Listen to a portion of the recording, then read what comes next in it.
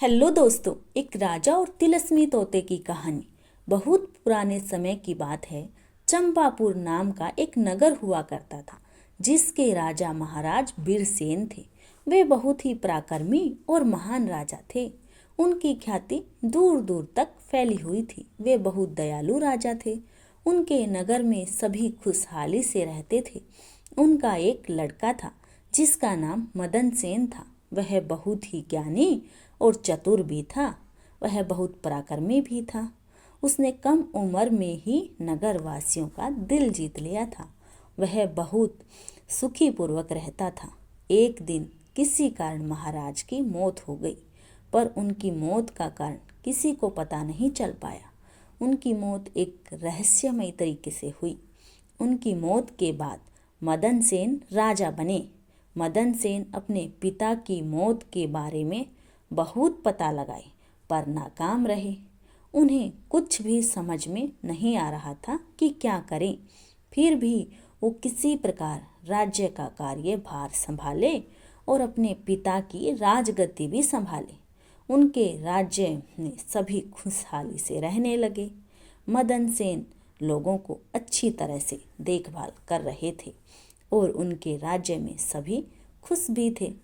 राज्य की परंपराओं के अनुसार एक दिन महाराज और उनके राज्य के 10 सैनिक शिकार करने के लिए जंगल गए। जंगल पहुंच के देखा तो जंगल बहुत ही घना था। मदन सेन पहली बार शिकार करने के लिए जंगल आए थे।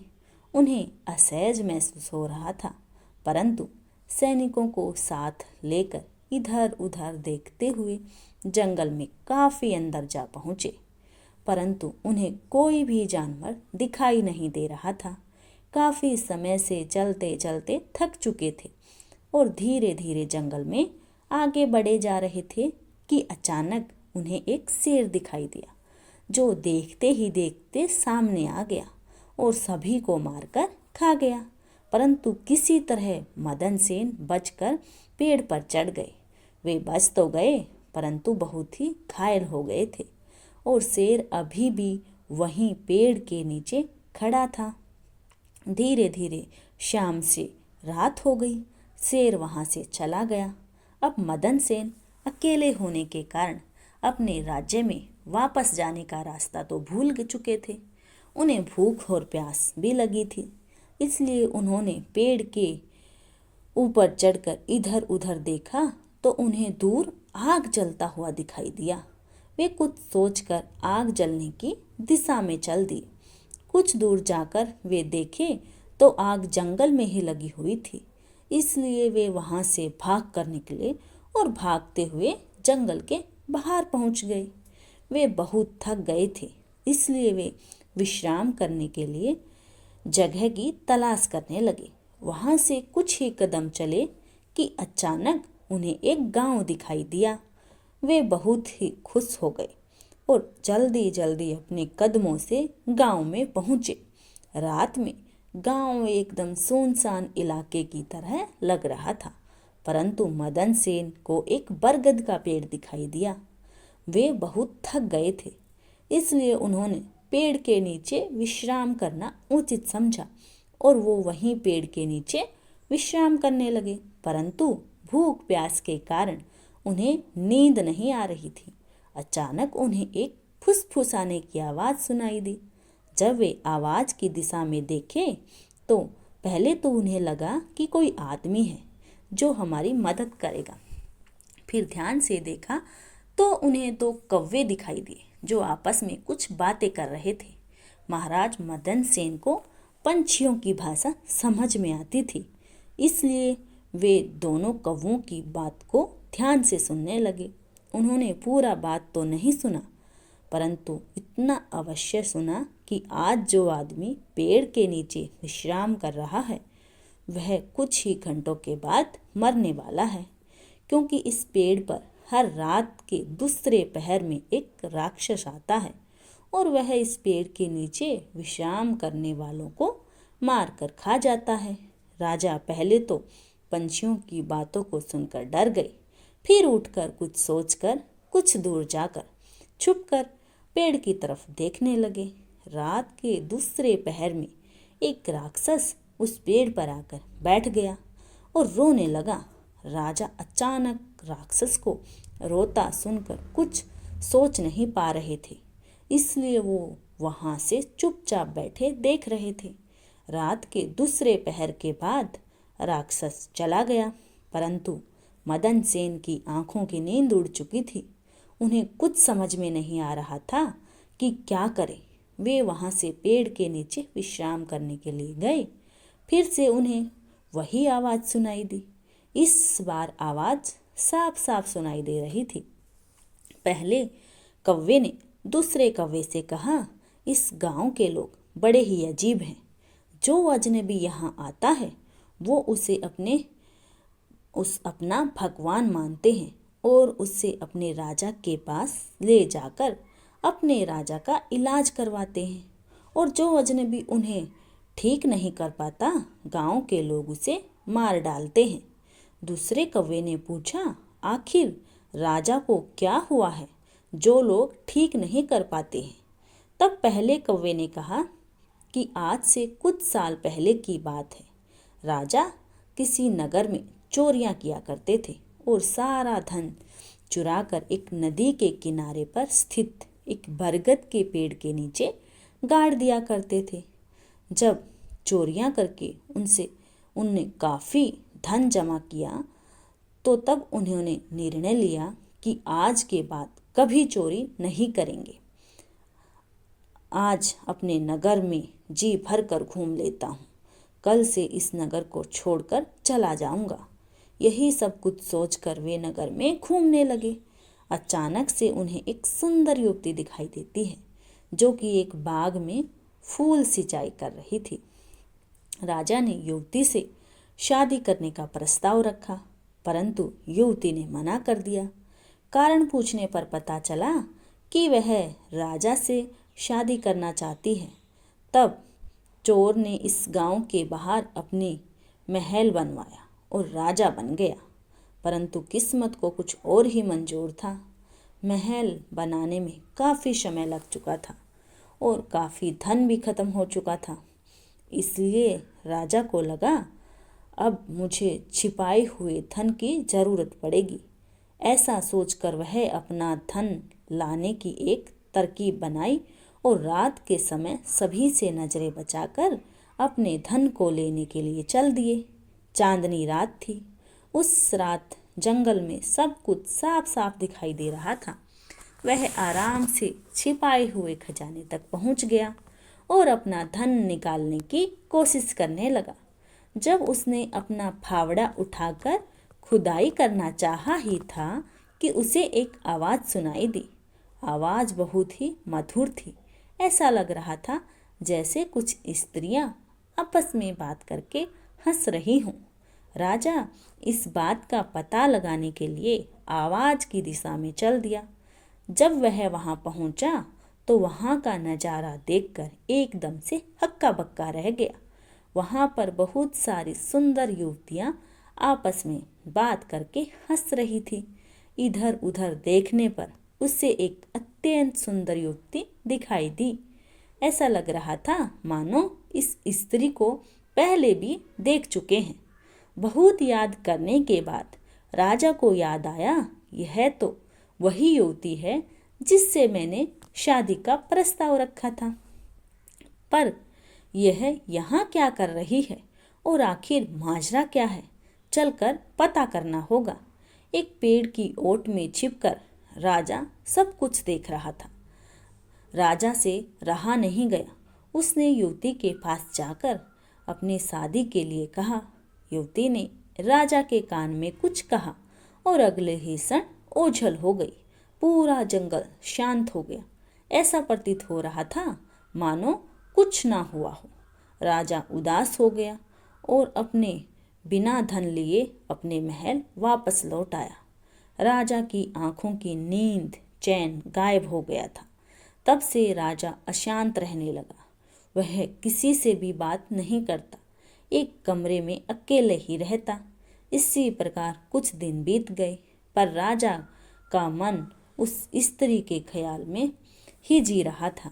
राजा उस युवती से शादी करना चाहते थे। इसलिए राजा हर रात को वहीं जंगल में जाया करते जहां उसने युवती को देखा था, पर वह युवती कभी ना मिली। पर राजा ने उम्मीद नहीं छोड़ी और हर रात को जंगल पहुंच जाते। वही चांदनी रात आज फिर से थी। राजा ने उस युवती को देखा। राजा जैसे ही युवती के पास गए, युवती गायब हो गई। अब राजा और भी उदास हो गया और दुखी मन से महल वापस आ गया। राजा से युवती का बिरहा बर्दाश्त नहीं हो रहा था, जिसके गम में वह पागल सा हो गया और बीमार रहने लगा। इसी प्रकार कई साल बीत गए। नगरवासियों ने राजा को ठीक करने की बहुत कोशिश की, पर राजा ठीक नहीं हो पाई। इस तरह गांव में जो कोई भी अजनबी आता, उसे राजा को इलाज करने के लिए कहा जाता। जो कोई राजा को ठीक नहीं कर पाता, उसे कारागार में डाल दिया जाता। दूसरे कौवे ने पहले कौवे की बात को काटते हुए बोला, आखिर उस युवती ने राजा के कान में क्या कहा होगा? तो पहले कौवे ने कहा, मुझे क्या पता, वह तो राजा ही जाने। मदन सेन सब कुछ सुनकर सहम गया। उसने सोचा, आखिर क्या बात है, मुझे राजा से जरूर मिलना चाहिए। अगली सुबह उसकी नींद खुली तो वह अपने को महल में पाया। वह समझ चुका था कि गांव के लोग मुझे यहाँ लेकर आए हैं। वह अपने मन को शांत करते हुए लोगों से कहा कि मैं तुम्हारे राजा को ठीक कर सकता हूँ, मुझे अपने राजा के पास ले चलो। मंत्री ने मदन सेन को राजा के कक्ष में ले गया। मदन सेन ने कहा, मुझे अकेला छोड़ दो, मैं राजा से अकेले में बात करना चाहता हूँ। मदन सेन का ऐसा कहना था कि सभी लोग वहाँ से चले गए। मदन सेन ने राजा से पूछा, देखिए, मैं आपको ठीक कर सकता हूँ, आप मुझे सही सही बताइए कि आपके साथ ऐसा क्या घटना घटी है जिससे मैं आपकी हालत इतनी खराब हो गई। राजा ने मदन सिंह से कहा, मालूम नहीं, मैं अचानक से बीमार पड़ा और मेरी हालत इतनी गंभीर हो गई। मदन सेन ने राजा को दिलासा देते हुए कहा, देखिए, आप मुझसे कुछ मत छुपाइए, आप से ऐसे ही बताइए आखिर बात क्या है और आप इतने गंभीर रूप से बीमार कैसे पड़े। तब राजा ने मदन सिंह को अपने मन की बात बताते हुए कहा, देखो युवक, तुम जो कोई भी हो, मैं तुम्हें हकीकत बता रहा हूँ। आज से बहुत साल पहले की बात है। मुझे एक युवती से प्रेम हो गया। मैं उससे शादी करना चाहता था, पर उसने मुझसे शादी करने के लिए एक शर्त रखी और मुझसे कहा, तुम मुझे सुनहरे फल ला कर दो तो मैं तुमसे शादी करूँगी। अब मैं सुनहरा फल कहाँ से लाऊं? यही सोचकर मेरी तबीयत इतनी खराब हो गई। मदन सेन ने राजा से कहा, आप चिंता मत करें राजन, मैं आपको सुनहरा फूल ला कर दूंगा। आप मुझे आज्ञा दे कि मैं सुनहरा फल लाने में कामयाब हो जाऊं। राजा से आज्ञा लेकर मदन सेन सुनहरे फूल की तलाश में चल दिया।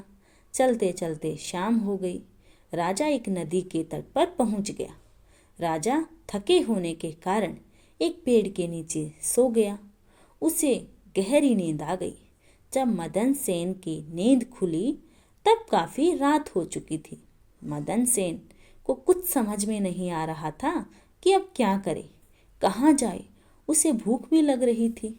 वह कुछ सोचकर वहां से उठ खड़ा हुआ और चल दिया। कुछ दूर जाने पर उसे कुटिया दिखाई दिया। कुटिया जंगल के बीचों बीच थी। उसने सोचा, मुझे यहाँ पर जरूर कुछ खाने को मिलेगा। ऐसा सोचकर वह कुटिया के बाहर आवाज लगाया। भीतर से बुढ़िया बाहर निकली और बोली, कौन है बेटा? तुम कितने सुनसान जंगल में अकेले क्या कर रहे हो? मदन सेन ने कहा, देखिए, मैं एक राहगीर हूँ और भोजन की तलाश में आपकी कुटिया पर आ पहुँचा हूँ। अगर आप मुझे कुछ खाने को दें तो मैं आपकी बहुत मेहरबानी होगी। बुढ़िया को दया आ गई। उसे अपनी बेटी की याद भी आ गई। उसने मदन सेन को भीतर बुलाया और उसे जी भर के भोजन कराया। मदन सेन भोजन करने के बाद बुढ़िया से पूछे, अम्मा, इस जंगल में आप अकेली रहती हैं?